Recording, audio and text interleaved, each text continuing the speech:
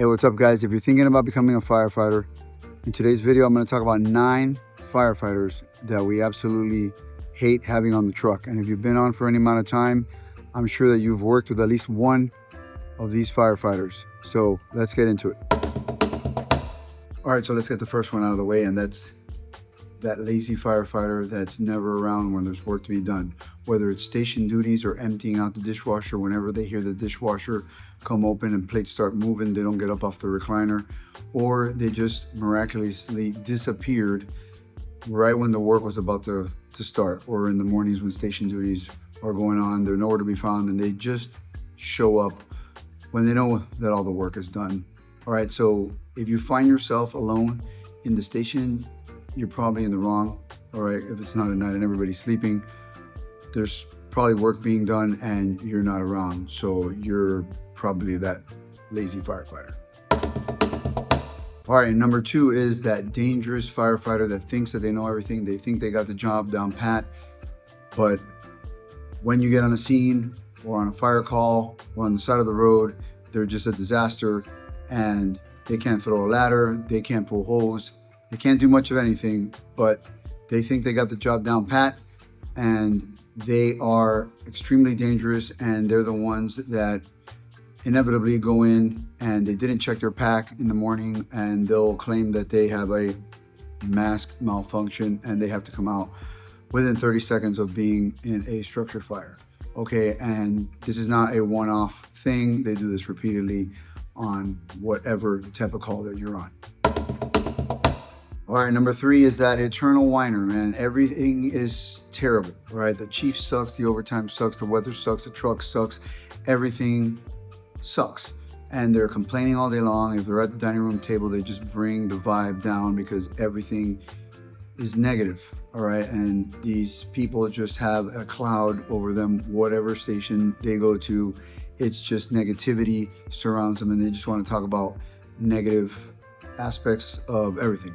You name it. Politics, the department, like I said, overtime. You don't want to be this person, all right? Nothing brings down the room like having that person that is always complaining and is always in that negative vibe. Don't be that person. All right, number 4 is the uncoachable know-it-all. All right, this is the person that came from another department. This is how we used to do it over there.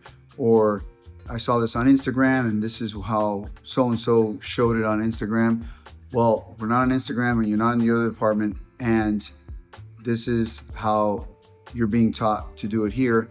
And if it's going in one ear and out the other, you're pretty much gonna be like number 3 and be dangerous if you're not in tune with what the rest of the truck is doing, right? So you need to be coachable. You need to be able to take constructive criticism.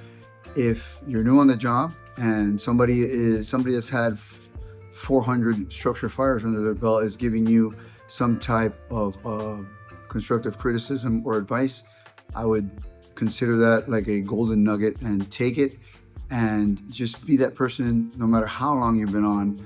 I mean, I'm still always learning. I learn something every day whenever we're running calls. So be that person that's approachable and that can be coached. All right, number 5 is the creepy loner. Shows up to work and just disappears into his dorm, doesn't come out, eat with anybody, and does their own thing, and they're in the dorm all day until a call comes in, right? The fire service is a family. It should be a family atmosphere when you're at the station. So if everybody's hanging out in the common area and you are hiding in your dorm for the duration of a 24-hour shift, nobody's gonna want you on the truck. You're not part of the crew. You getting on the truck and just running a call and coming back and hiding in your dorm doesn't really make you part of the crew. I mean, it makes you part of the crew for having a warm seat, having a warm butt in a seat, but you're not part of the crew if you're hiding out in your dorm the whole day.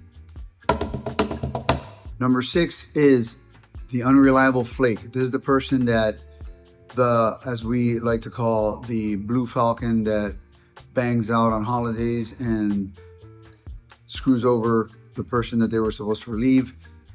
Is the Minuteman showing up 5 minutes before the recall goes off in the morning and making somebody else run that last call, or just all around not being reliable, whether it's on a call or just the social and work aspects of the job. You don't want to be that person. You want to be a reliable go-to firefighter that people know when they see your name on the roster, they're like, all right, well, we have a solid crew today. Not, oh, is this person going to show up, or how are they going to show up today? Is there going to be some drama? Which leads me into number 7, the professional victim. Every time this person shows up to work, they got some drama going on, whether it's drama with their partner, drama with the kids, drama with work. They have to go and be on the phone all the time. They have to step away and take this call, and kind of ties into that person that always manages to disappear when there is work to be done. But sometimes this person, they'll do work, but they always got something. They have to leave early. They have emergency, some type of emergency leave that they have to take. There's always something. And if you've been on long enough, you've worked with this person, it just drags the crew down, seeing that name on a roster and knowing that you're gonna have to deal with that for 24 hours, maybe on a call. Maybe they gotta walk out on a call because I have to take this. And it's unacceptable, right? I mean, we're talking about people's lives. If you're on a call, and obviously if you're in fire, you can't walk out and make a phone call, but if you're on a medical call and they wanna walk out and I gotta handle something, personal business, and it's not just a one-off. If it happens to you one time, that's fine. But if it's a perpetual thing, you're that person. Don't be that person.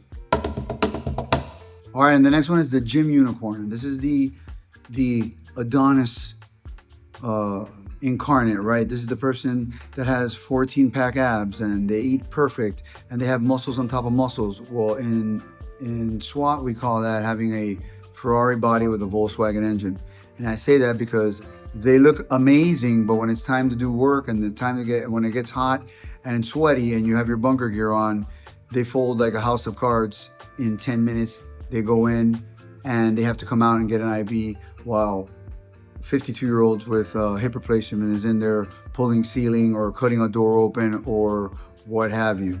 Don't be that pretty person with the pretty muscles that can't do work.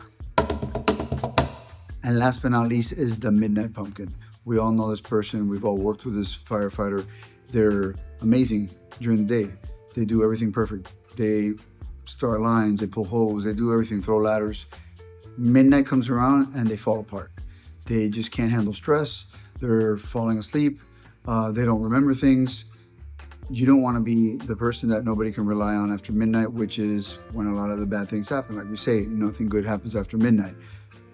Don't be that person that falls apart after midnight. We all work without sleep. It's just something that's the nature of the job, right? You might be up for potentially 24 hours or most of it. So know that coming into it. You're not coming into this thinking, okay, I'm getting issued a pillow and I'm gonna get a full 8 hours of sleep every night at the station. It's just unrealistic, all right? So do whatever you have to do to be able to work through a 24-hour shift, whether you've had sleep or not, okay? So if you're looking into the fire service and you're looking to become a firefighter, I've detailed these 9 very common firefighters that we see out there and what not to do, right? So best of luck. See you in the next video. Peace. See you in the next one.